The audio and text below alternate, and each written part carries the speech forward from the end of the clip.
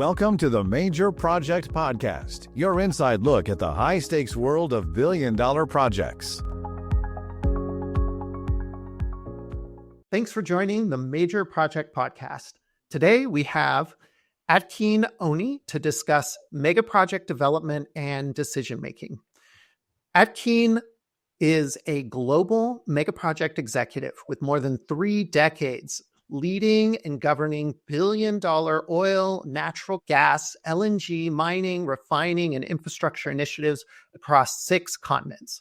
He currently serves as CEO and managing partner of FTEX Group and is the author of 3 upcoming books, including the topic today, Mega Project Development and Decision-Making, to be published by Business Expert Express in March 2026. Akin is widely recognized for his expertise in project development, cost engineering, capital stewardship, M&A projects, and business leadership in high-stakes environments. His hallmark strengths, people, planning, and performance have shaped project outcomes in different cultural environments. You can learn more at akinoni.com or check out his popular weekly newsletter on LinkedIn to get a peek at his upcoming books in 2026, The Mighty Warrior Way, Mega Project Development, and Functional Excellence. Through his writing and talks, Akin invites leaders, investors, policymakers, and practitioners alike to embrace a higher standard of excellence, because in mega projects, as in life, decisions shape destiny. Akin, welcome to the podcast. Thank you very much, Orion. Well, so maybe you can tell us a little bit about your history and really focus in on how you got into major projects. Wow, a great question. Again, thank you so very much, Orion, for this incredible opportunity to be a part of this. In terms of my history and how I got into major projects, I have reflected on that a few times, and I like to say that my journey actually began long before my first project assignment. It began as a young boy in Western Africa who learned early that hard places can shape strong people. Engineering at one point became my doorway, but curiosity actually became my compass. My early career, as you will probably have learned, took me from classrooms to oil fields, from design offices to construction sites across continents. One opportunity led to another, and suddenly I found myself leading teams on projects worth billions. What kept me rooted was the same thing that carried me from childhood to now. And it is this, the joy of solving meaningful problems with good people. And I take that again, the joy of solving meaningful problems with good people. Back to you. Thank you for that history, and what a story. So before we get into it, our topic today is mega projects, but maybe we can back up and do a little bit of defining. To you, what constitutes a mega project? And maybe you could give us a few examples of mega projects. Thank you.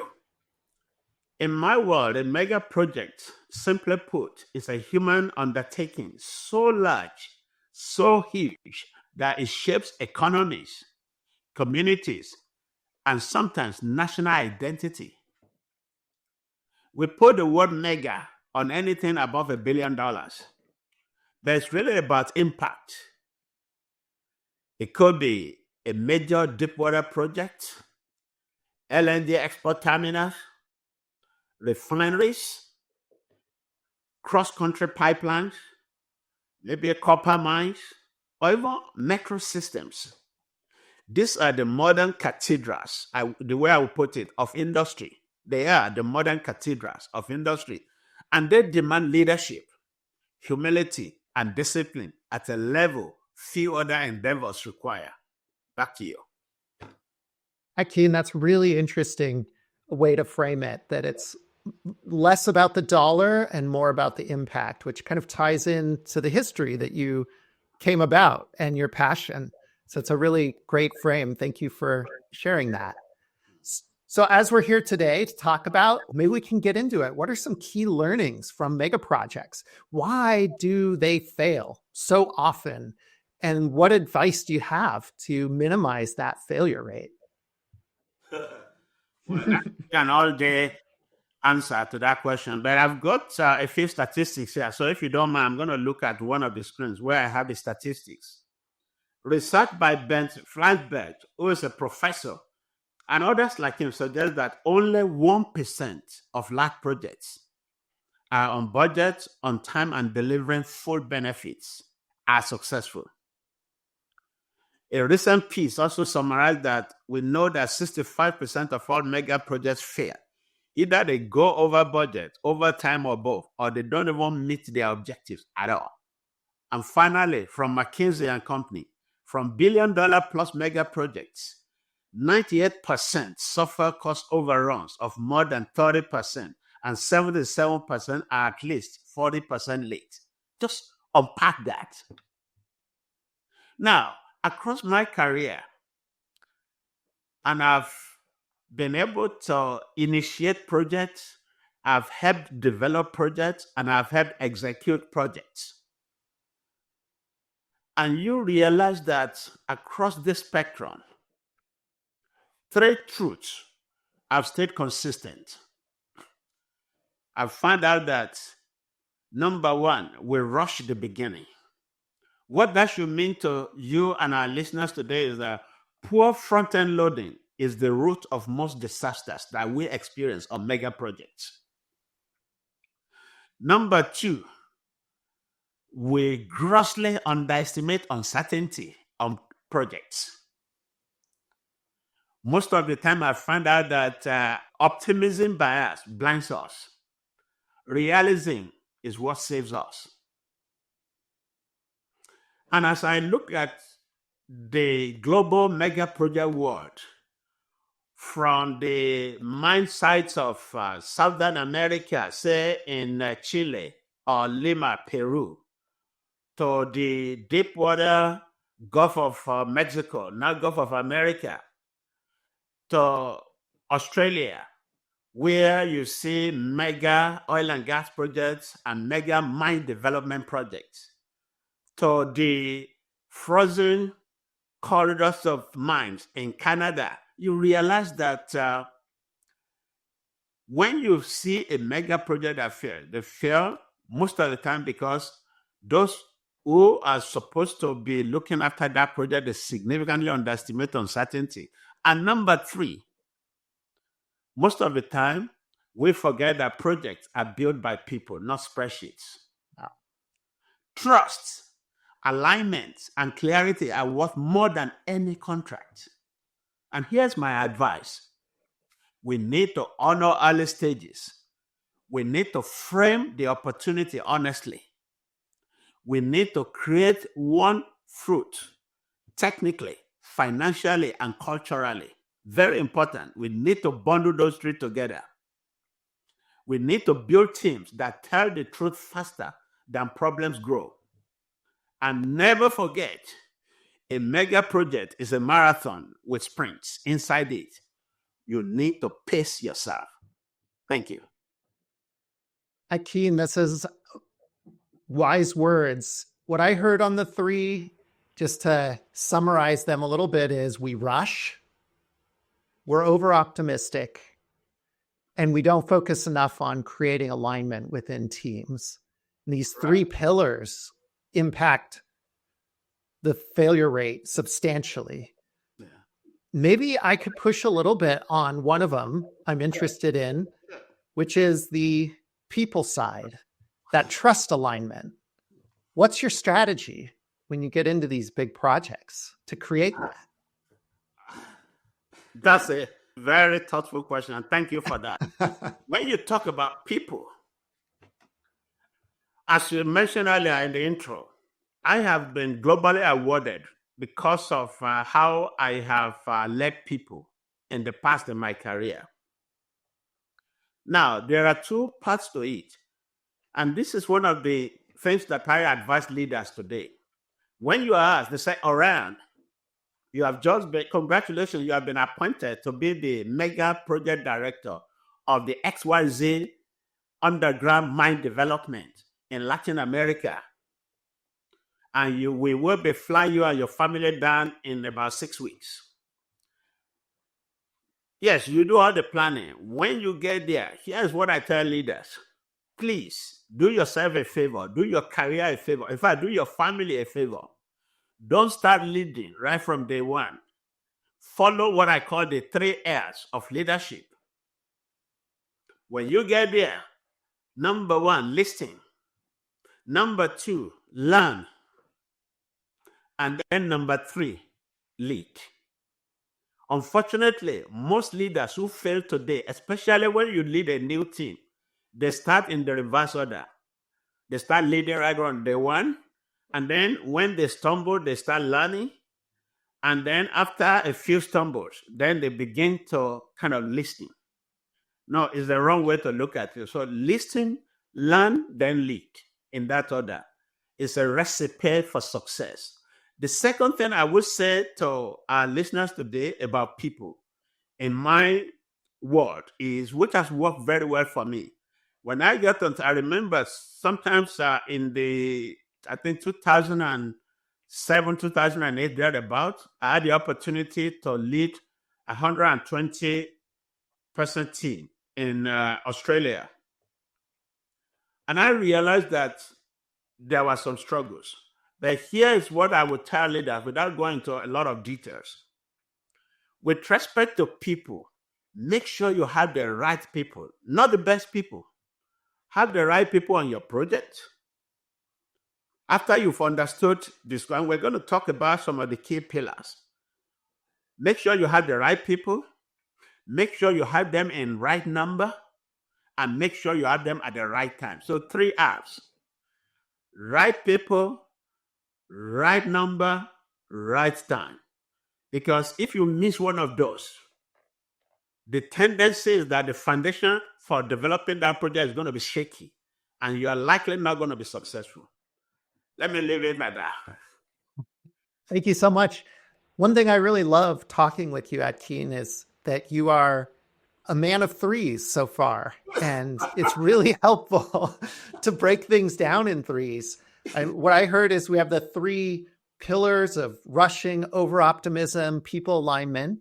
Yeah. We broke down people, and you gave us 2 sets of 3s to think about, which is listen, learn, and lead.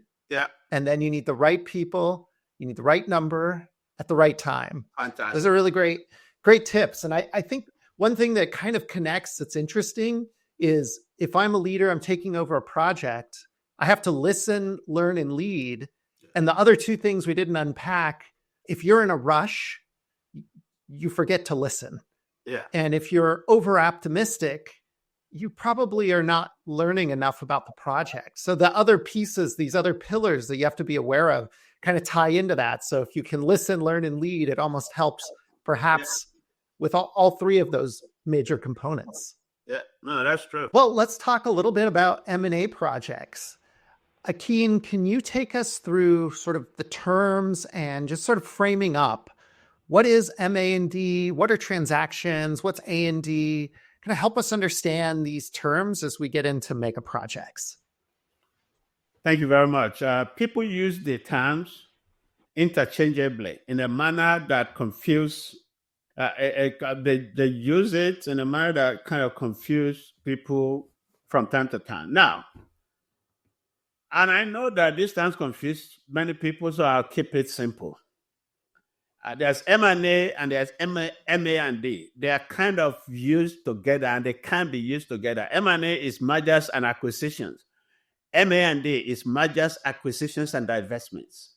I would describe it this way: is the whole life cycle of combining or separating businesses. Because when you do transactions or when you do M&A or M&D, all you are doing is either you buy to combine or you sell to separate.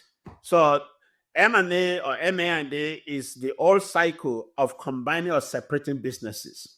Now, transactions, which is the one that people use the most to confuse a lot of people, is the financial deal itself. It is the buying, the selling, and the investing. That is transactions. Now, A&D is very common in oil and gas. And A&D simply means acquisitions and divestments. But the deeper story is integration or separation. And that is very important. You can spend all the money that you like. You can look at a business that you really like. But the deeper story around this topic is integration or separation around people, culture, systems. These three, they need to come together in the right manner for the overall transactions to be meaningful. They'll succeed or fail on that front, not on spreadsheets, unfortunately.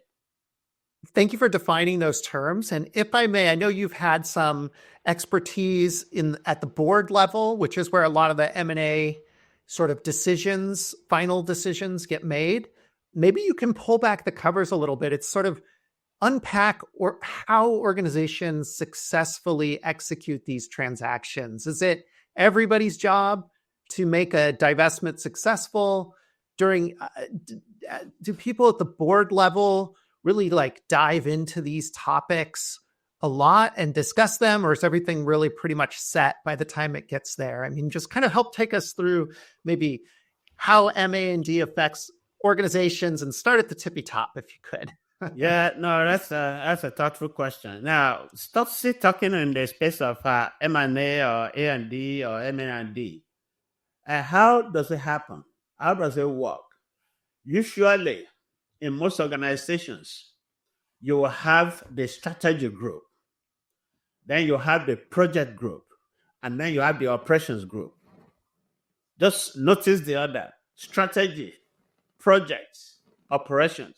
Some organizations, they kind of make mix and match, but really, if you want to understand transactions, break it down into those three. Again, I know you talk about me using number 3 a lot.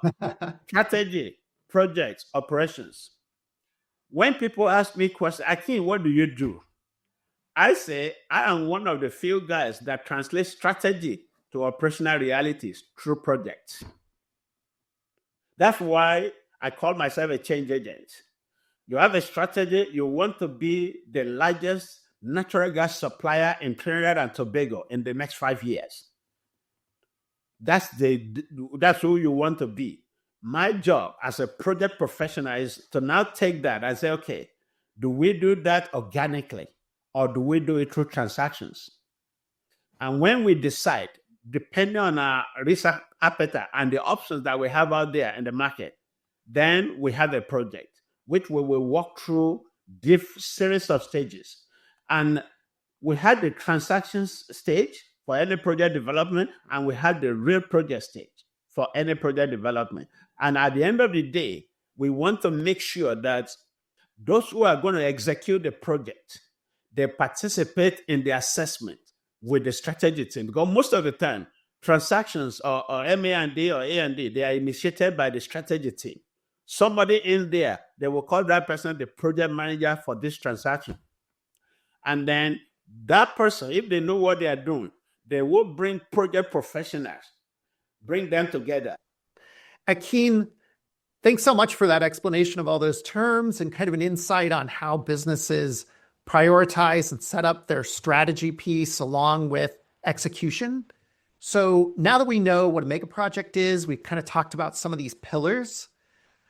Should mega projects be done at all? You mentioned that people rush. And I'm curious if you could just talk about that failure, talk about the evaluation of whether you should do a project or not. How do you do a good project evaluation? Thank you very much. Yeah, this is actually the heart of my upcoming book, Mega Project Development and Decision Making. The question isn't, can we build it?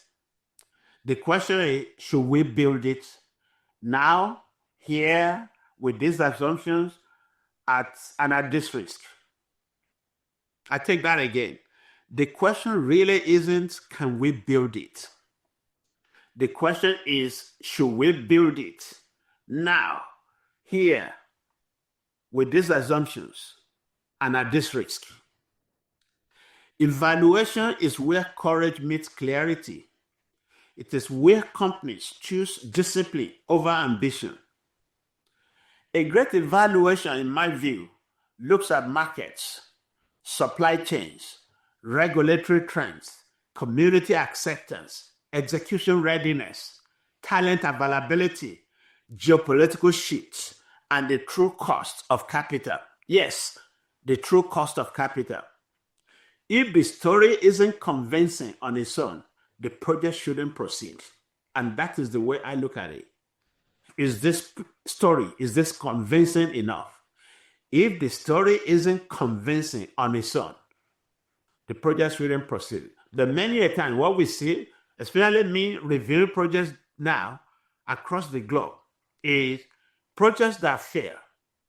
They fail because the business case actually wasn't convincing enough on its own in the first place. But those who are supposed to sign the FID papers, they signed off on it thinking that, okay, yeah, this may not be right now, but at some point down the road, somebody is going to fix it. Yes, the right team will fix problems, but you give them more work that they don't really have to bother about. And it is very expensive. When you do things like that, super expensive, because the contractor will be coming at you to say, this was what you told me you were going to do. This is what you are telling me right now. I don't mind doing what you are telling me right now, but it's going to cost you more. And that's what contractors actually look out for, to be honest. I've been on both sides, on the contractor side and on the owner side. So I know exactly how that word works. Thank you. I'd love to unpack just a couple items. So first, when you're part of sort of a pre-development activity, one of the things that I think is interesting when I've been involved is the whole team is sitting on this like trigger. And that trigger has the opportunity to provide jobs, capital, profits. There is so many things that make people want to say go, that maybe it clouds people's judgment a little bit. And how do organizations see through those things to really get clarity? Yeah, no, that's a very good question. I actually have an example, a real life example. There was a time I had the opportunity to be the deputy project director of a project in Australia. And I so much appreciate what the business did that time, because the mining method was one off. People knew about that mining method, but people hardly used that mining method. Because of that, the business actually identified subject matter experts from any part of the world, and I mean literally any part of the world. They brought them together into one conference room in Australia just to take a look at this opportunity and tell the business, should we actually do this at all? If we're going to do it, what do we know? What don't we know? What are the risks around what we don't know? Are we willing to carry those risks? And if the answer is yes, who will mitigate what risk? Detailed questions. And at the end of the day, the business was able to clearly understand the investment, the risks, the rewards. And that was at a time when there was labor crunch. That means you have to be ready to pay premium to get the right people to work on that project. The business did not sign off on the FID until the people, the scope, the risks, the schedule, and the cost elements, they were clearly defined. Now, the extra step that the business took, which I'll never forget, and I encourage businesses to take that step, was the fact that beyond the project team, the business set up an independent peer review team to do the governance of that work. What that meant was that somebody like me, who might be really close to the project and might feel a little emotional about the project, I want this project to go ahead, and I see that on projects a lot. I want this to go ahead. We must do this. We should make it work and stuff like that. The independent peer review guys will come around And they will say, thank you so very much for what you've done. Just leave us alone. Let's not look at the work. And they will tear it apart and tell you, have you thought about this? Isn't this risk rate? Isn't it too narrow? Shouldn't it be like this? Why this? And they're going to ask you, okay, the people that you say you've got, these people are currently busy doing this, doing that. Are you sure that they're going to be available when you need them? What about the equipment that you need? What kind of contract do you have with equipment manufacturers? Say like finning. We use a lot of finning gears, that kind. Do we have everything in place? And good enough. We had a global supply agreement with finning, which means that they always have something in their manufacturing line for us at any point in time that we could tap into. When a business is so detailed about looking at an investment before they sign FID, I say kudos to them, because it helps set up that investment for long-term success down the road. Thank you for that insight. And I just want to poke at one more thing you mentioned. So we talked about markets, supply chain, execution readiness. You said true cost to capital. And I'm curious if there's more to that term that you could unpack for us. How do you get Oh, yeah, there is definitely more. You are a very good listener, and I like you a lot. Now, in terms of the true cost of capital, I've worked in different organizational environments where some organizations, they hardly borrow money to do their projects. They already have the cash, even though they will need partners to participate with them to be able to fund the investment. But if they wanted to, they could fund it alone. Of course, majority of this money will still come from some banks. The banks will probably charge some fees to be able to release the funds, whatever. But there are other organizations. They actually will tell you point blank that, look, all we have money for is 65% of what you're asking for. The remaining 35%, we have to go source for that from equity investors. Then, if that is the case, whether it's equity investors or lenders, you are going to pay through your nose to get that money, especially if you don't have a credibility of delivering successful projects. If you have the credibility, the discount is going to be reasonable. That if you don't have the credibility, they are going to, even the money they will spend tomorrow, they will ask for it yesterday. So just to be sure that you are going to be able to pay their bills. And when you have these two categories of project owners doing the same project, one is going to be able to do projects at a decent rate. The other is going to be able to do projects at a very expensive rate. And again, it is the reality that we face in the project world. And as a project professional, the more money my project owner has, the better. I don't really want them to borrow too much, because you have to actually devote a resource to managing that, depending on the structure. Because sometimes some organizations, they manage that from outside the project, where they allow the project team to focus on it. And I've worked with organizations before where you actually have to identify a core finance group within the project team that will look after managing the lending to make sure that we are able to meet our obligations when due, and we're able to get money when we schedule to get the money from the lenders. Akin, thank you for that breakdown. It's super helpful. I'm curious if you could indulge me. One of the things about bringing in equity owners versus lenders does it add risk to a project, or does it actually benefit a project if you have, or both? Either or, it will benefit the project owner. And let me put it that way. The reason is it could benefit the project as well, but it will benefit the project owner. One of the primary reasons that owners look for equity investors or lenders is they want to transfer some of the risks to them, especially equity investors. You are investing in this project because you are willing to co-share the risks that will eventuate on this project. And if it's a lender, most of the time, you may think that they are co-sharing the risk with you, but they are already charging you based on their anticipation of who you are as a project owner, whether you have a credibility or you don't.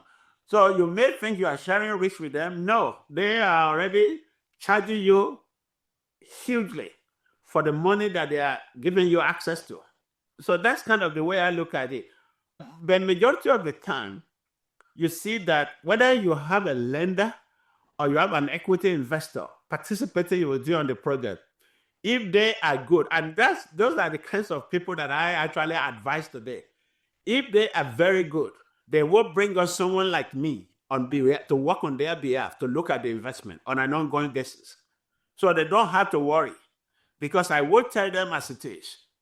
I will let them know, here are the risks that we face. Mr. Equity Investor, are you willing to carry these risks? And Mr. Lender, here are the risks on this project.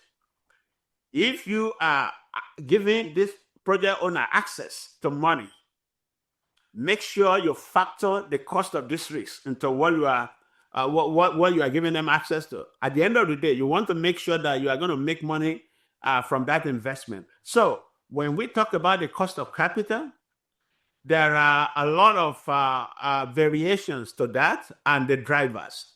And depending on the credibility of the project owner, the capital may be more expensive, it may be cheaper.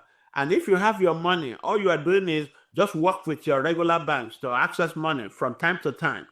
And you don't really have to hedge anything, because hedging is another thing that we used to do early on in my career.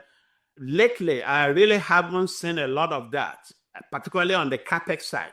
I mean, there are still elements of a business that businesses hedge today. But in terms of capital, hedging is kind of reduced a little bit, at least based on the businesses that I interact with. But capital will cost you something, depending on who you are. And depending on who you are asking to participate with you to execute an investment. Thank you. What I heard, if I was on the board of an organization, is to contact the FTEX group and Akin to help. Having that dispassionate third party, been there, done that person is really helpful when you're faced with some of these big choices. Yeah, absolutely. Absolutely. Because it will also save them a lot of headaches down the road. Because we hear of multi-million-dollar litigations today. Yeah. It's because foundationally, one or both of the parties or all of the parties, they didn't get something right because they wanted to save money and they decided not to bring on the right consultant to help them understand the investment. Because understanding the investment is a critical step in the process of making sure you invest the right way and that the investment actually make money down the road. Well, so let's loop back down and talk a little bit about project management pillars and fundamentals. I know that in some of your book series, I think we talked about how you're going to take people through these. And I believe there was sort of some framing where you had pillars and then you sort of had license to operate as sort of a separate section, and then stakeholders and sort of a broader framing. Maybe you can take us through your thinking there. And it's even the experts listening to this podcast, it's always nice to take a trip through the pillars of projects and get some thinkings on it. So thank you so very much. I was actually having this conversation with about 100 professionals just about 2 weeks ago. It will be 2 weeks tomorrow, actually. Having a similar conversation on this just this alone. We talked about it for almost an hour. Now, let me keep it simple. There are fundamentals to developing successful projects. A project can look very complex, but one of the things that I do is bring simplicity to the chaos, bring orderliness to the chaos. And a number of times in my career, especially today, people don't ask me to come and look at a smart selling project. They usually ask me to come and look at a project in trouble and then advise what could be done. And the difference between me and a number of people who do what I do today is when I recommend something to you, I will tell you, I will also be available to support you to actually action what I'm telling you. So I'm not okay, and people joke about advisors. They just tell people what to do. They don't know how to do it. That is not me. I will tell you what you should consider doing. And I would also ask you if you have the resources, I'm willing to support you to deliver on those things. Now, what are some of the fundamentals? This is by no means an exhaustive list, but I'll just mention a few of them. People come first always. I tell everyone that I made that. You want me to look at a project, the place I start from is show me your organization. Who are the people you have asked to steward this investment? Have they done it before? Are they really passionate about what you're asking them to do? Are they just focusing on doing the little thing and they don't care what happens downstream? Or they are focusing on downstream and bringing those possible challenges to today and fixing it now? So people, that's number one. Number two is scope. What are we building? What do we know about what we're building? What don't we know? How can we be sure that we have fully framed the scope? Then the next one is risk. And I'd like to do it in that order, and I'll tell you why. Risk. Where can this story break? Because a project is a story. We have to ask ourselves, where can this story actually break? And what can we do to mitigate that? Because in my role, in most of my career, businesses rely on me to tell them about tomorrow, today. And that's what people call forecasting. What is the integrity of your forecast? Where can this story actually break? The next one is schedule. How long until value actually appears? We're spending money, or we'll be spending money over the next 3 years, over the next 5 years, over the next 10 years sometimes. How long until value appears? That is schedule. And then the last bit there before I talked about license to operate and why all this is cost.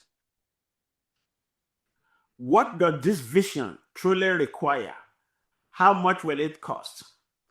And then beyond that, there will be some other people that will say, okay, this is how much it's going to cost, but where will the money come from?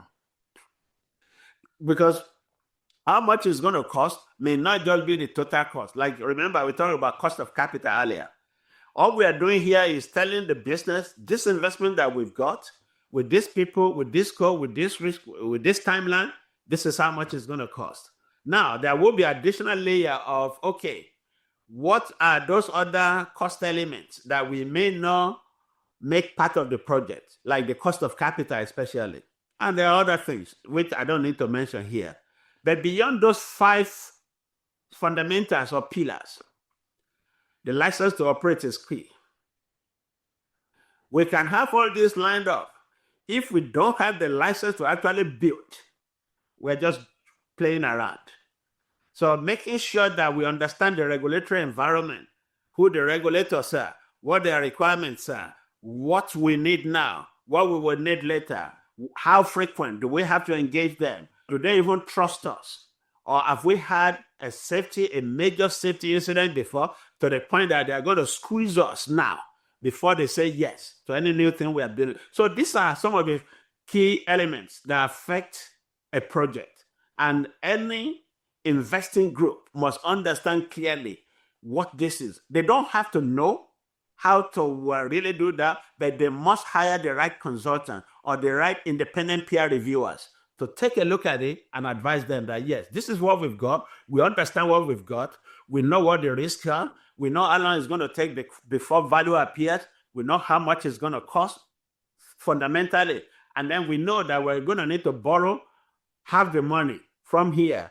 And this is the premium that we have to pay all those kinds of things. We have to make sure that we factor them into it. So, but beyond what we call PMBOK, which I'm sure you know, the project management body of knowledge fundamentals, lie the quiet forces, as I like to say, community trust, environmental stewardship, regulatory permission, as I said earlier, stakeholder expectations. Very importantly, opportunity framing. Framing that opportunity early will save you a lot of trouble down the road. I actually partner with a consulting firm here in Houston, where we work together to actually do that. We go from project to project, from business to frame an opportunity so that you actually know what you've got. And then, of course, marketing. One of the things I learned doing acquisitions and divestment, A&D, is this. Majority of the acquisitions that fail, they fail because when they were planning to acquire, they thought that marketing wasn't important. But where are you going to sell whatever you will produce eventually? You need to start thinking of it early. So I actually developed a framework, which is a workflow. It will tell you the number of disciplines that we need to start looking, because you asked a similar question earlier. It will tell you the number of cross-functional disciplines that we need to even start talking about a transaction. And then how the responsibilities of each of those functions, how the responsibility of A affect B, affect C, and so on and so forth, until you move it to the point where you say you are ready to now economically evaluate the opportunity to see what the IRR is going to be, what the NPV is going to be, what the capital efficiency is, what the, maybe break-even point is going to be, and so on and so forth. Before you get to all that, you need to bring a number of disciplines together to work in an integrated manner to be able to look at the opportunity. Now, with all that said, it's vitally important that we all know that a project without a license to operate is a project waiting to be stopped. Yeah. As ordinary as that may sound, it is very important. The regulators can stop your project. And that is why when a business, let me quickly say this.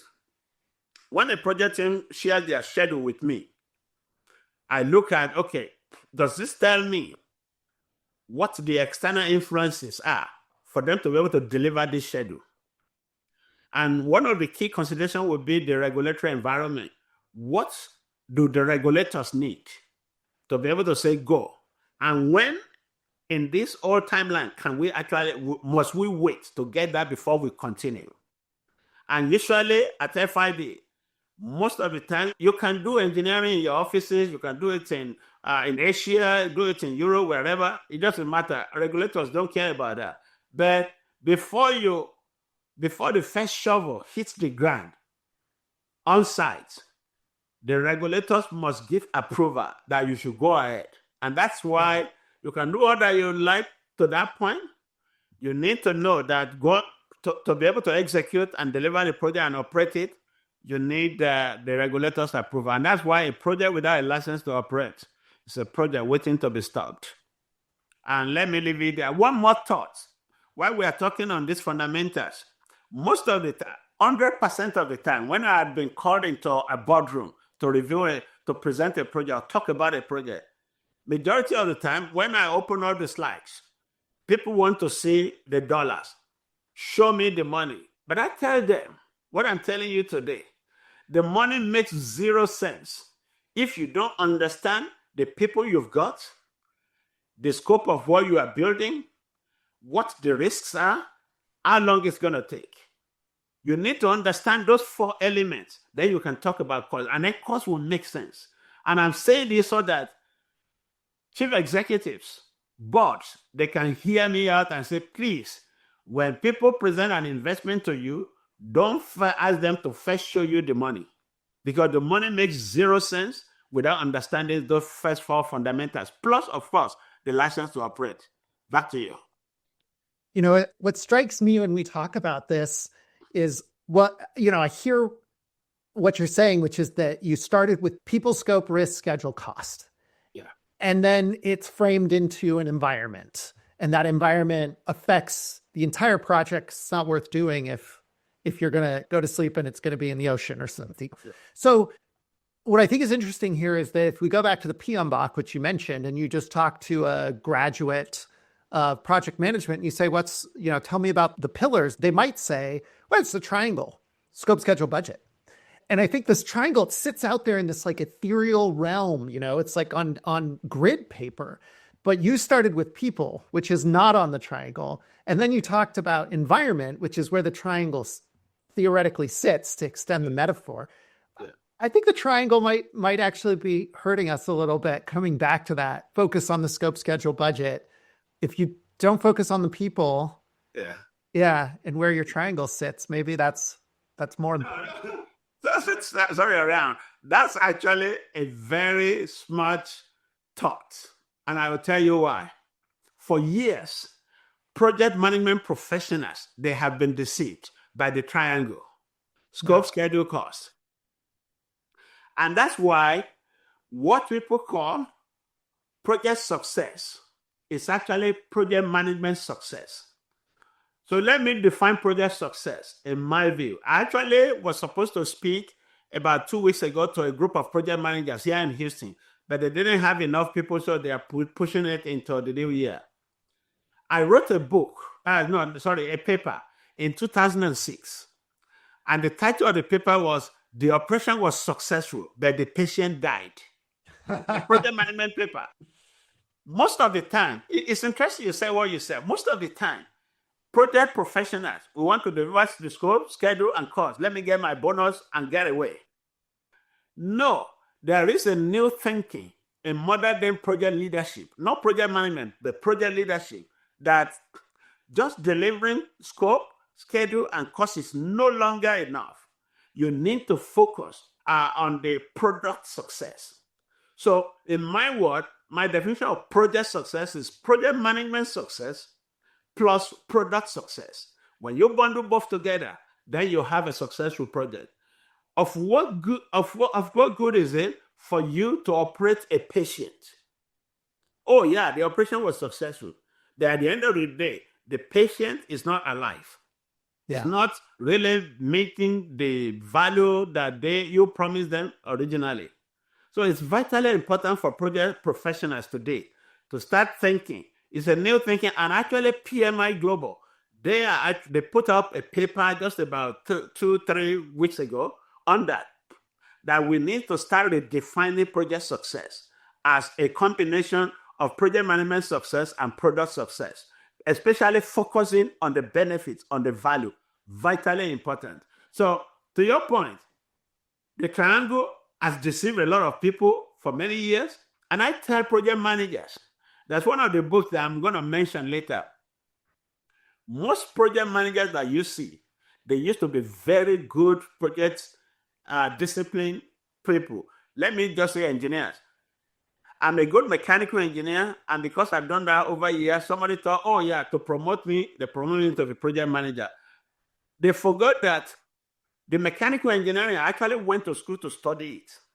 But the project leadership that they are promoting me to right now, nobody taught me anything, and they wonder why I fail. So it's very important for us to remember as project practitioners, what got you here, which is good mechanical engineering knowledge, will not get you there, which is project leadership. People need to actually take time to study what it means to lead, and then they will be successful project managers. Back to you. Well, thank you.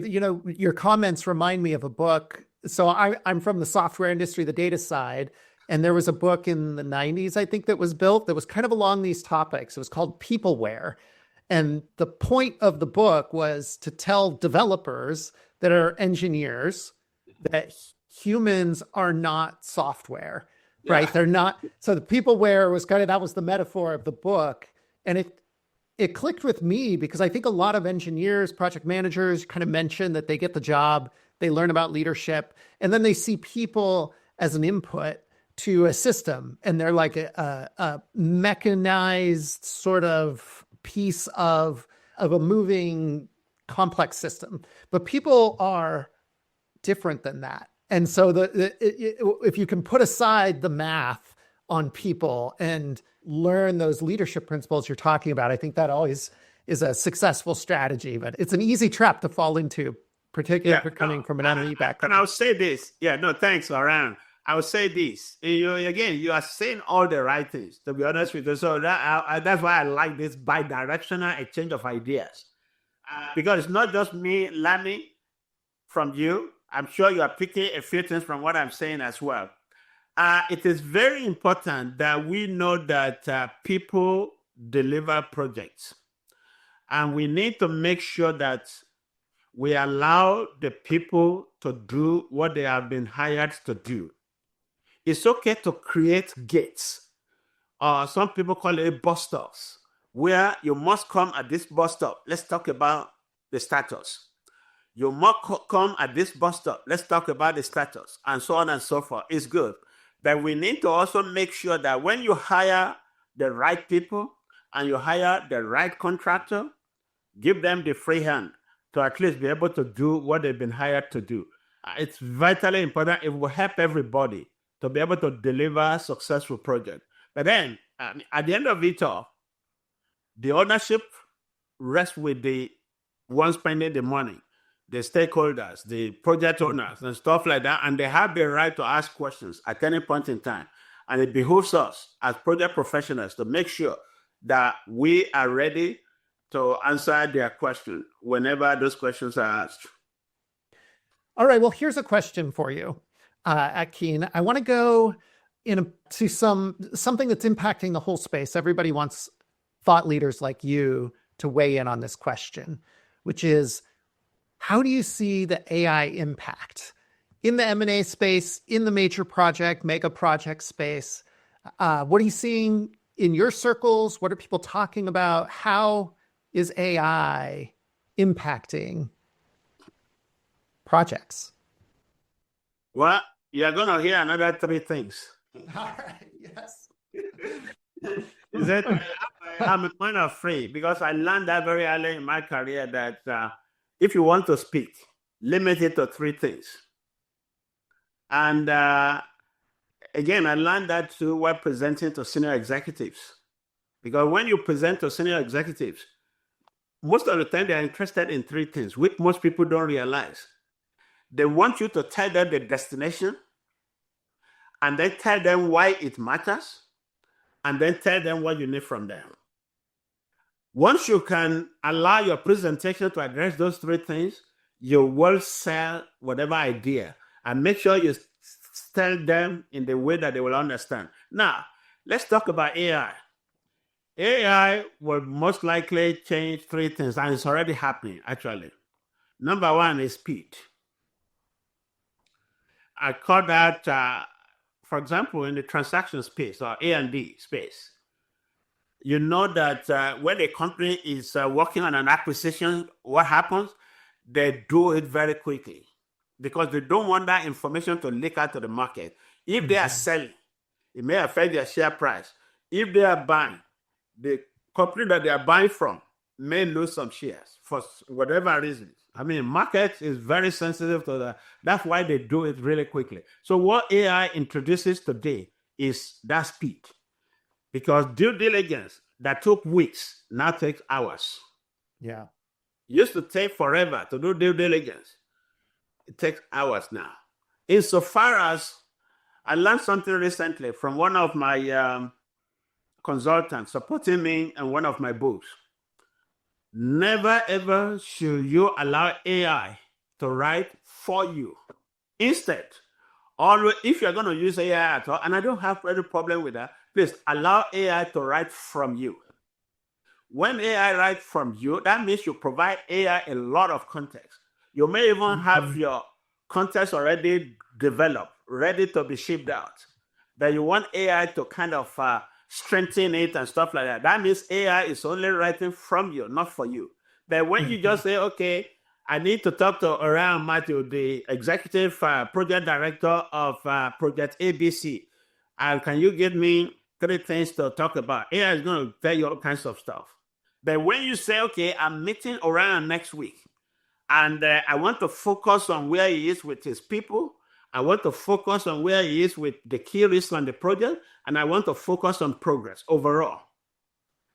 AI is not just going to go haywire. It's going to limit whatever it's going to put together for you to that. So that means AI is writing from you, not for you.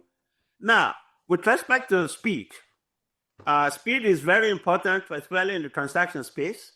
And AI is actually changing that now. Number 2 is insight. Pattern recognition. In fact, as a human being, I know that to be successful, you've got to understand patterns. I think it was Tony Robbins that said that. And I'll never forget. You've got to understand patterns. What is changing? How are they changing? Has this happened before? If yes, when it happened before, what was the outcome? Understanding patterns is a recipe for success. So insights from AI will help you because AI is able to recognize patterns.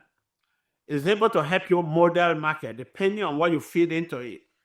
And again, AI can help you test scenarios.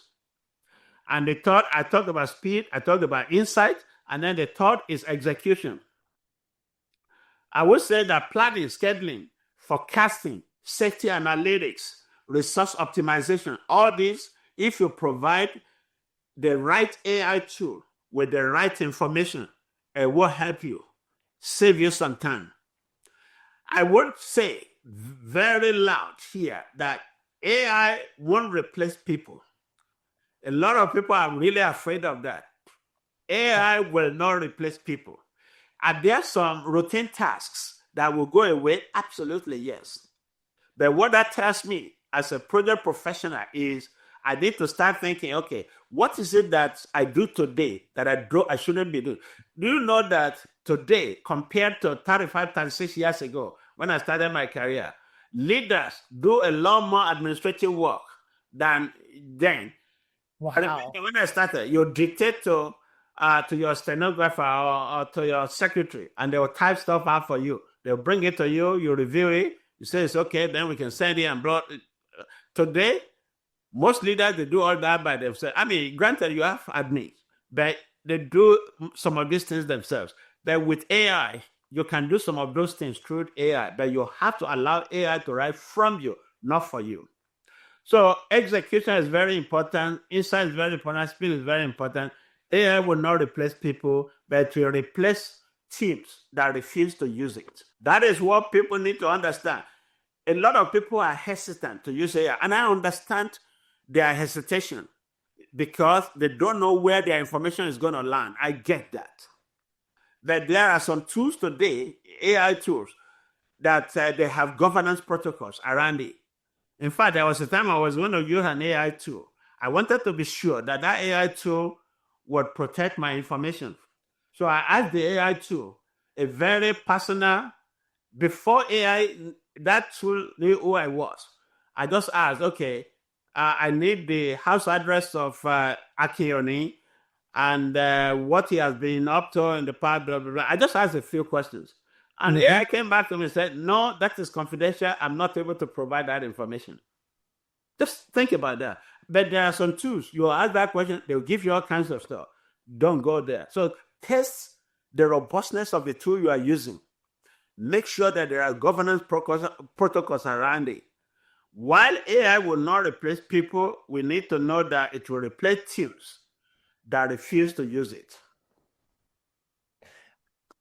I love the threes, and I'm tracking them.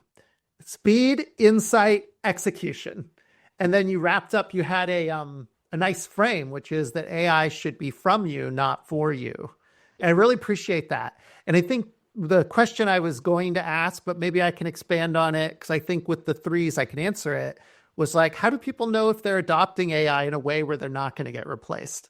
And I think maybe you would agree with this, but perhaps it's if your work speed is going up, if you are getting better insights, and if your execution is better, that would be like a measure that you could just sort of sense check. You're like, I'm going to double my output this year. I'm going to figure it out. I'm going to use AI.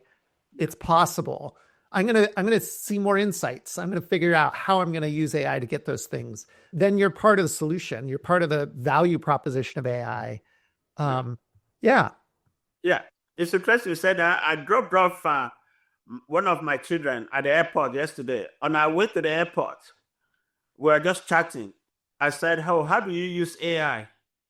And the comment was, I will write a 4-page report or a 10-page report, and I will put it in a secured AI environment. And I'll say, AI, this 10-page report, my boss does not need more than 4 pages. Reduce it to a 4-page report without losing key insights. That is an intelligent way to use AI. Yeah. And then the next level to that is when you get the 4-page report, now go over it and make sure that one thing that you really like to showcase hasn't been left out. That's where people get really lazy and they complain about AI. You've got to allow AI to do what AI can do, but do what only you can do that AI will not do for you, because AI does not know what's important to you. Mm-hmm. Not necessarily.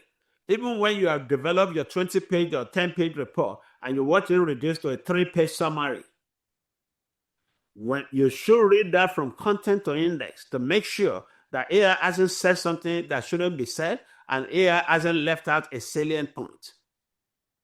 Vitally important. So in a way, maybe you could abstract this out to any of the tools out there or share some of your thoughts. You have a lot of you have SAP, PPM, you have other different systems people talk about. We've kept it at a very fundamentally abstract level, which I think is good. We've heard your thoughts on AI. Do you think those other tools also are really just along those 3 pillars of speed, insight, execution? And this is just the latest evolution of the tool set? Or do you think that the tools have another purpose and AI has a specific purpose? The way I will answer that question is this. Before now, and even up to today, the commonest scheduling softwares, Microsoft Project and Primavera, Project Planner, those tools are not going away. AI is not going to take them over. They can incorporate elements of AI into what they generate, which they probably already did when no one knew about AI. Because AI has been in existence since the 60s, or if not the 50s. Yeah. But people just didn't recognize it. Because how will you push information into a Primavera system and then you run the schedule and then it will give you different scenarios? And you tell me that there's no AI involvement in that? We've been actually engaging AI. We've been leveraging AI. We just didn't recognize it. It's just not that it's been recognized. So for me, AI is not going to push out a Primavera Project Planner. But if Primavera Project Planner owners, if they are wise, they will see how better they can inject AI into that software so that, because it's all about bringing different models together to be able to deliver what you want delivered. So how can we incorporate more artificial intelligence into the project management tools that we use in a manner that it makes our life a lot easier? Because before now, we've always generated what-if scenarios in Primavera. And I ran Primavera for years in my career. We've always generated that. That's some form of AI that we were leveraging without even knowing it. And this is going to continue. There are other tools like the Prologue Manager, like K-Drumy Cost Manager, like In Control, Prism. You can keep naming them. Yeah. If you are static and you are not incorporating some artificial intelligence into those systems, you are going to be left behind, unfortunately. So it's time to level up. Look, maybe we can talk a little bit about how we level ourselves up in this profession. So you're pretty advanced in terms of your skills, your presentation skills, your project control skills, the skills with people, planning, performance, things like that. So in the context of a mega project, maybe we can get a little personal and you could just say, how did you develop these areas in yourself? And how can other people develop as a professional? Thank you very much. What I tell and I've got a number of mentors and mentees, more mentees than mentors today. And I learn from both. And I tell people mentorship is bi-directional relationship. If a mentorship is unidirectional, there's a problem. It's probably not the mentorship program that you should be a part of. It should be bi-directional. That's my firm belief, and it has worked well for me. So for anyone pursuing project management today, I would say, number one, curiosity. Curiosity is any professional's best friend. Just be curious. Mm-hmm. Be steady. Don't be just all over the place. Be steady. Build relationships like your life depends on them, because your project does. And I tell people, relationship, especially as a project professional, relationship is any project management professional's best friend. Mm-hmm. Build the right relationship with the people you work with. They will go the extra mile to make sure that they deliver on your expectations. And the other way is true too. They would have like a lackadaisical attitude. If you don't care about them, you don't really have any meaningful relationship with them. And I'm talking about real meaningful professional relationships. So curiosity, being steady, relationships, these are key drivers of success, especially for anyone pursuing project management career today. Also, learn not only tools. One of the mistakes some schedulers make is they only learn how to run Primavera Project Planner. I spoke at a project controls session a few months ago where I talked about project controls leadership here in Houston, actually. And that was probably one of the most well-received presentations I've given in the last 5-6 months. It is very important for us to know that as project controls professionals, as project management practitioners, learn not only tools, learn people. Who are people? How do they function? What makes them tick? How can I get the best out of them? Granted that even when you do all these things, some people are still not going to behave the way you want them to behave, and that's fine. All you hold yourself is do the best that you can to engage people. If they don't want to engage you, especially someone like me, some people already put me in a box without even knowing who I am. Not many people are like you. You saw me and you say, "Oh, Akin, I really would like to talk to you." Some people, they look at me, they already box me up and then maybe put me aside. There's nothing I can do about that. So it's very important that we learn not just tools, but people. If we're going to grow in our career, we also need to learn the business case of any project that we're working on. How does my bit fit the big picture? What does the big picture look like? Broadly speaking, how does my bit fit that? Because when you know that, it drives your ability to create your why. And then don't be Mr. or Mrs. Know-it-all. Read widely. Study. Be a lifelong learner. I am constantly learning something, either through writing or through studying or through speaking, because people have asked me to speak on a topic that I had zero clue about before they gave it to me. And I had to study for it. And I had to weave my life story, because I'm a project management storyteller, if you like. I must, everything that I talk about, I must be able to see myself in it. That's when I'm able to talk about it with passion. Yeah. So be a leader. And we talked about that earlier. Listen, learn, lead. And very importantly, this is one key takeaway here. Let your character rise above your resume. Just unpack that. So great frame. And one thing that strikes me, and I think you mentioned this at the very start, but projects are stories.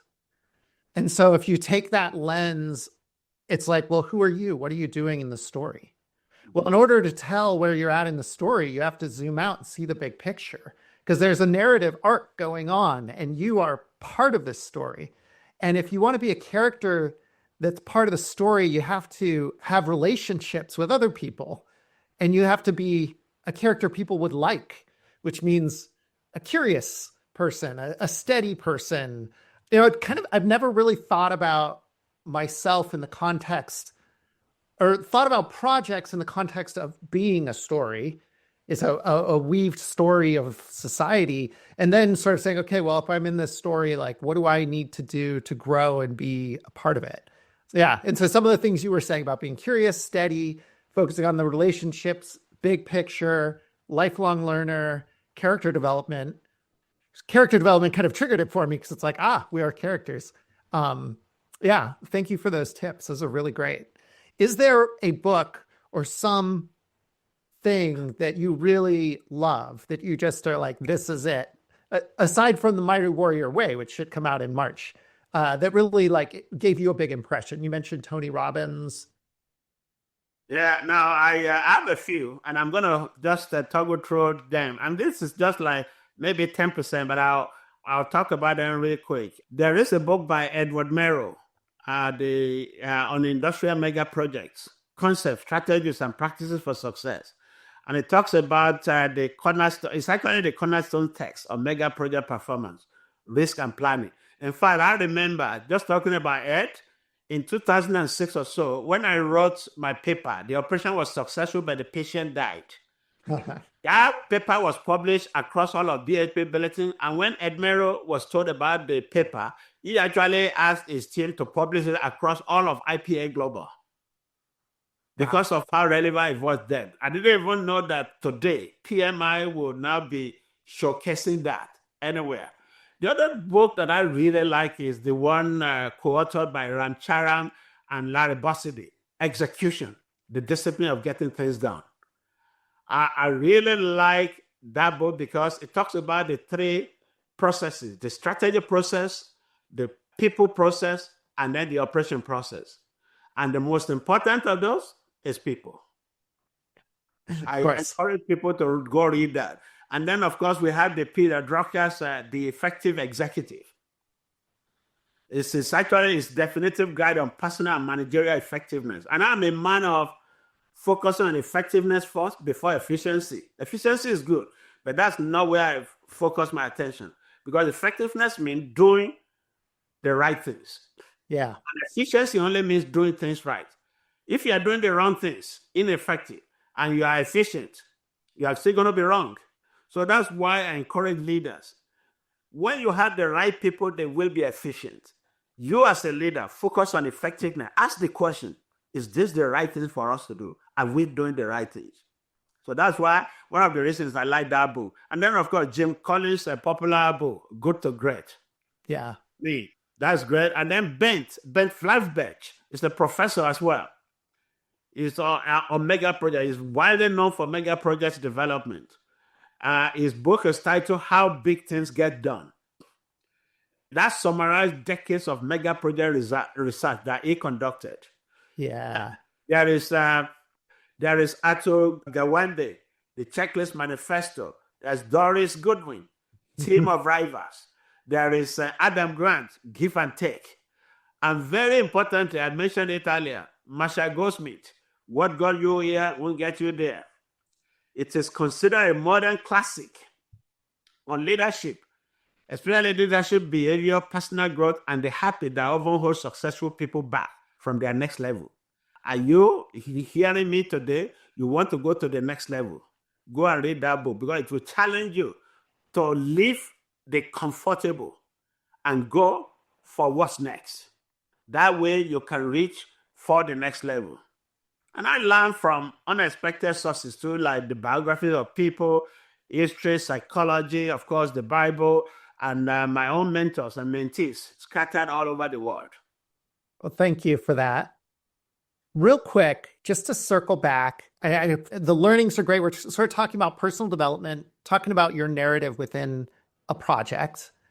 So obviously, when you're people's narrative, part of the project, you have a family, that's a bigger narrative.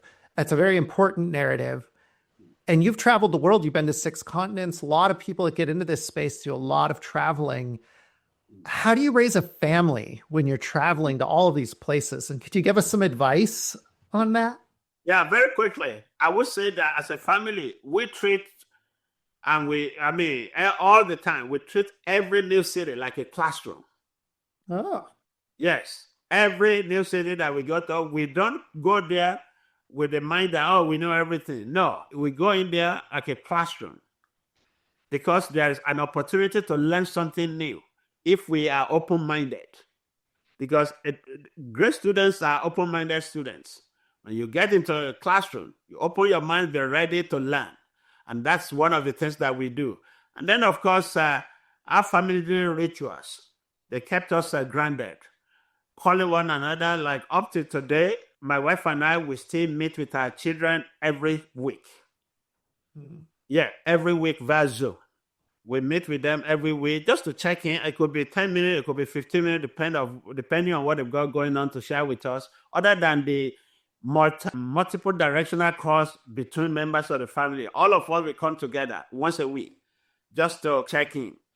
And that's very important. So we call one another with prayer, and then there are certain routines, and then we share our adventures too. If something is going on, it's good, great. If it's not great, share it too. And let's all talk about the lessons learned. And presence, I learned that it matters more than proximity. Each time I was home, I make sure I was fully home. And my wife, Flora, who is a tax consulting business owner in Katy, Texas, was the anchor that kept us steady. In fact, I call her my resident director, and because she has been the common denominator in the family without a doubt. Thanks for sharing that personal note. That's really sweet to hear. And just kind of circling back on the books, you're writing 3 books. They're launching starting March. What was your thinking when you were writing them? And what were your core goals? And maybe just talk us through these books a little bit. Okay, very quickly, I'm just going to summarize it because each of the books will take us the whole day for me to. So the first one, the book that I actually started writing first, I started in 2022. It was inspired by one of my executive MBA and project management professor in Calgary, Camp Jogdev. She inspired me to start writing because I couldn't really create time to teach. That's mega project development and decision making. And interestingly, it probably will be coming out first in early March next year. And that book was written to change how leaders choose, shape, and govern mega projects prior to FID. That's the primary purpose. Because in going around continents to review mega projects, I found one thing. Most of these projects that failed, they actually failed before FID. But the people signing the FID paper, they didn't really have any clue that they haven't dotted every I and crossed every T. So that's what mega project development and decision making is all about. Just to change how leaders choose, shape, and govern mega projects prior to FID. The next one, which is the more popular one, is The Mighty Warrior Way, which is more of my autobiography, wherein and then I weave leadership frameworks around key moments of my life. And that book was written actually to offer encouragement, grit, and hope for anyone walking through fire. Because if you have a desire to grow, you will experience fire. It's not, but if you are okay, you like your comfort zone, yeah, sure, that's warm, fuzzy, that's okay. But if you desire to grow, you will experience fire. You will go through fire. And if you are going to grow, how do you minimize the impact of the fire that will come at you in the course of your growth, in your growth journey? So this is more of an encouragement. It's a guide. It's like a mini handbook, if you like, that people can reference. And the third one is functional excellence, which is the one that I'm writing right now.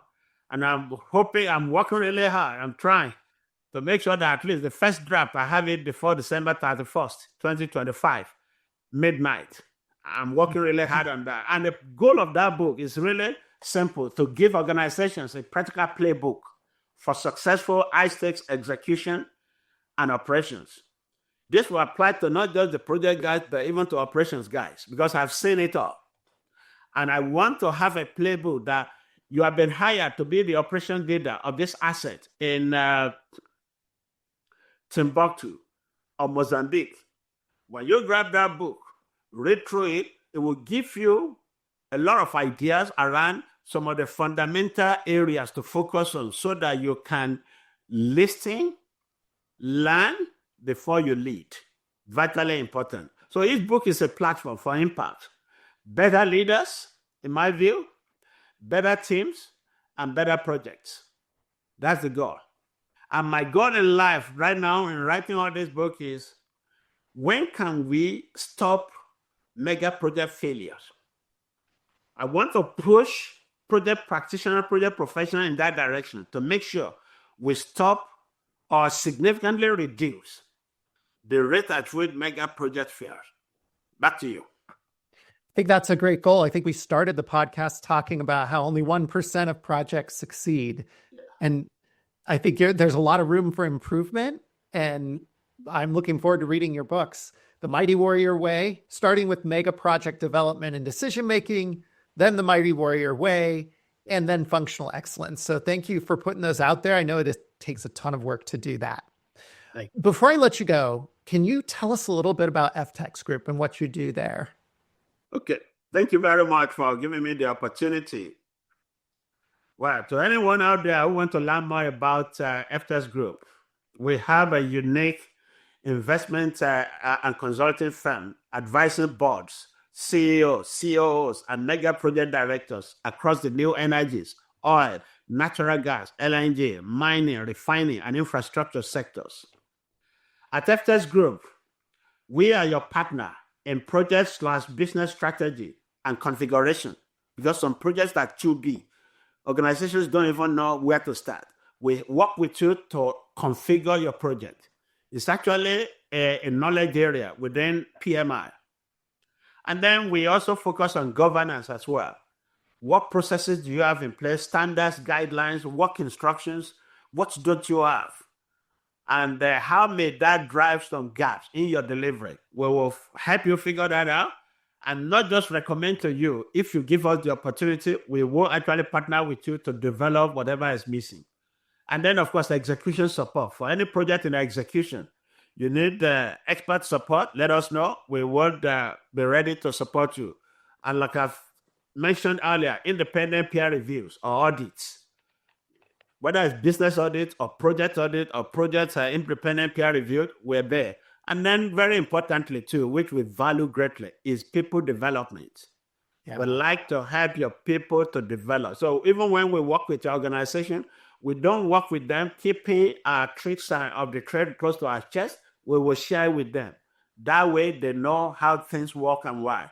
And then so thus, if you're an investor, maybe a project owner, a mid-market firm seeking values-aligned expertise to lift your capital initiatives, whether in M&A, A&D, M&A&D, or transactions, engineering, delivery, assurance, due diligence, or capability building, we welcome a conversation.